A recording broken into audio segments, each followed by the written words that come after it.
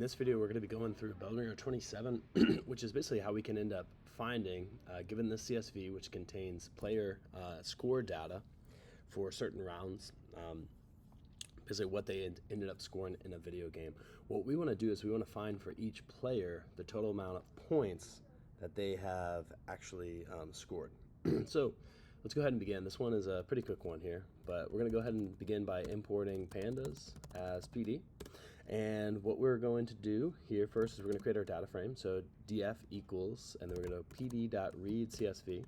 Now the CSV that we're going to want to use is our game score data here.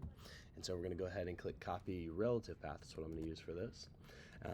And so now we can go ahead and go down here, and I can put in here player totals equals, and then df, and then what we can do is dot group by. Now the group by method, what we want to group this by is by the player, and then what I want to end up getting is just the score data.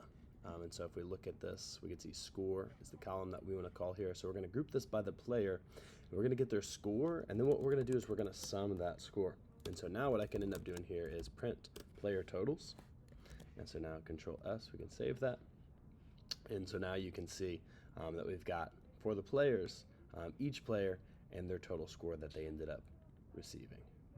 So there you have it. Hope this video was helpful. Catch you on the next one. Bye-bye.